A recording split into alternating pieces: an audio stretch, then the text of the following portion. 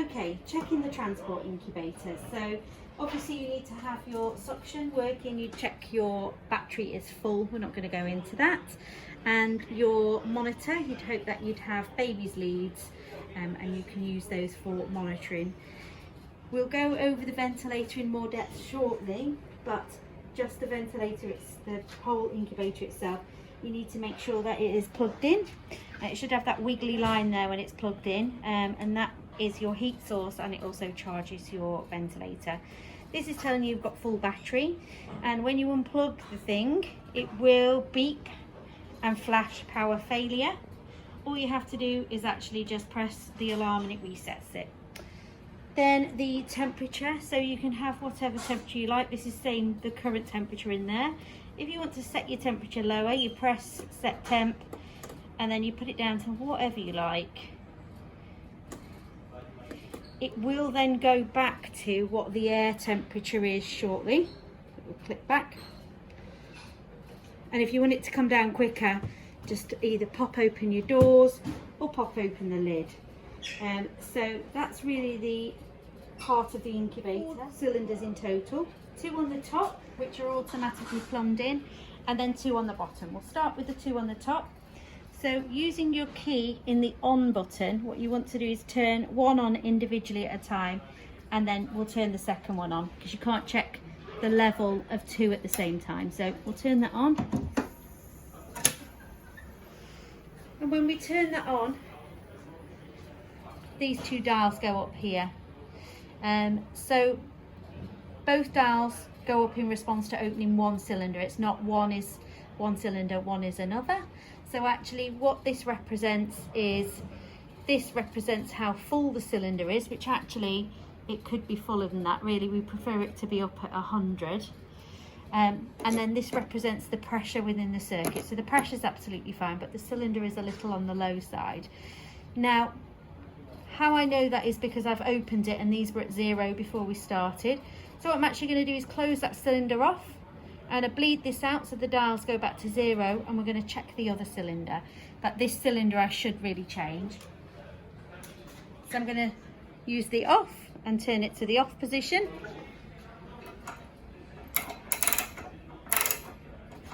There we go, that one's off now. So I'm going to bleed the system out now. This is a bit of an old ventilator, and its slight quirk is 25 litres a minute doesn't bleed it out very well, 15 does. Small quirk. So as we're bleeding this system out, you can see that the dials are dropping, and first of all the volume in the cylinder will drop, and then finally the pressure will drop, and when they're both at 0, I'm going to repeat the same again for the second cylinder. Do the second cylinder now. So you'll note the dials are all on 0 as they're fully bled out, and I'm going to open this cylinder and you can see yourselves what happens to the dials. So just going to turn that on, and this time that's better. This second cylinder is a little bit fuller, and the pressure is always going to be fine unless you haven't got your head on, in which case you'll hear it hissing. So this second cylinder is fine. And again, if I'm not going to use it, I'm going to turn it off and I'm going to bleed it out. Oxygen cylinders, as I said, on the top, and on the bottom you've got a 3rd oxygen cylinder, but you'll note this time it's got a head on it that you can plug in, and this is purely in case you've run out of oxygen on your cylinders and you're not anywhere where you can plug into the wall. You can plug directly into here. So the same applies. You do need to open this cylinder and really see whether it's a full, oops, I think that is in the open position. Yep. So it should be left closed, but you can see when it's open, that's actually a relatively full cylinder. That's great. So in fact, I'll turn that off.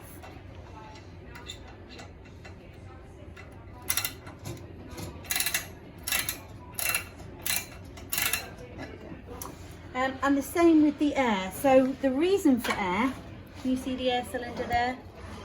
Oh, probably only just. So let me just open that up. And again, I'm just going to check that because I don't know whether that needle is there from a previous attempt or whether that is full. Yeah, these are yeah, they've been left on, sorry. Yes, so these cylinders need swapping over. So the point of air is actually just for emergencies only. And that takes us on to the ventilator. It's quite straightforward. So first of all, you have to turn it on. It runs through its own little self-checks, making this tweety noise.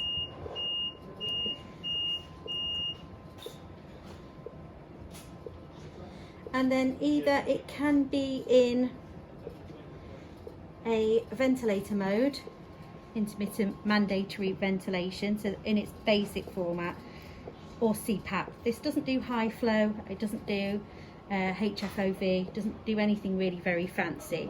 So in ventilation mode, the doctor would set this, not the nurses, and you can set your oxygen up and down. We'll show you that shortly. But in order to set a rate, a breaths per minute, you set your I time and your expiratory time, and the ratio of that will give you your rate. So, and you can alter it that way. In order to get a flow, so you can actually achieve this respiratory rate, you would look at what percentage oxygen you want your baby to be in, and say we want 40%, we run at a flow of 8 litres per minute. So if we go 40, 8 litres a minute, that's 2 of oxygen and 6 of air, and you'll achieve that. So with the oxygen, we would go up to 2. It's a bit of a funny one. You can be spinning for a while and then it suddenly shoots up. So 1, 2 litres, and we said 6, didn't we? And nearly up to 6. There we go. And then that, we said that would give us round about 50%. It's not perfect, and sometimes we have to fiddle with them a little bit because you're doing it with the naked eye rather than an electronic button. But with that flow and that rate, we've actually got here now, we've got some pressures. Now you can see that on your test lung, and that's why you need your test lung on, to see that you are actually ventilating. But obviously we need to look at how to set those pressures, and that's done here on this block. And this is, if you've used it on a baby previously, it needs to be a clean one. They go off for autoclaving, and they actually come out by untwisting this, and you can take the whole block out and replace it. It should have water in, but for the purposes of this, we've not put water in. And to get water in, you have to take the oxygen analyzer out. And you have to spin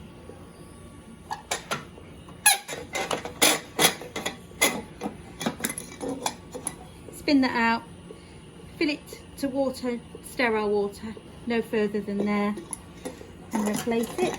And this actually heats it, so that's warm air going into the patient's lungs.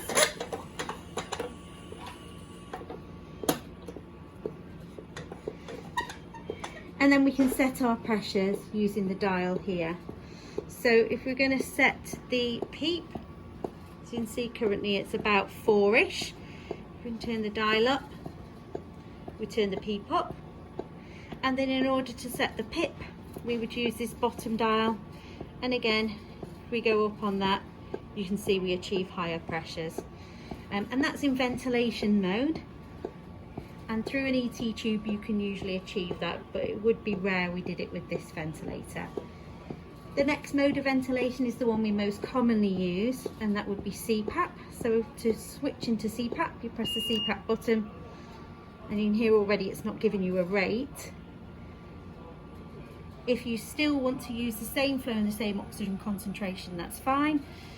But if you want to set your PEEP a bit lower, again, you just use that dial there to set that PEEP a bit lower. And if you want 60% rather than 40%, you just do 4 and 4 and change the ratio here. If your patient is needing to be bagged, you can do one of 2 things. You can either disconnect them and use your bag valve mask, which you would have with you, your ambu bag, or you can actually use this red button here. So by depressing that, you can see on the pressures that you can actually bag your patient. But again, you need to be careful. that you're happy to be bagging your patient at those pressures and have those set appropriately. Again, this would be with the support of the medical team. Okay, so to connect baby up to CPAP, actually it's a lot more straightforward than you think. So with the headgear on for the Servo N, it literally just swaps straight over. So if they were previously on high flow, you can't deliver high flow, as we've said. It has to be CPAP, so you need to get that agreed, what level you want to start with your doctor. But it's already set up for you. You actually just take off the lungs, and then with a bit of a wiggle, you get those two bits off there. And yep, so this is how your baby will come from your Servo N. You don't need these purple connections, just take them straight out like that. And then you just directly attach these bits here. So no need for new headgear, no need for new mask. You're completely ready to go.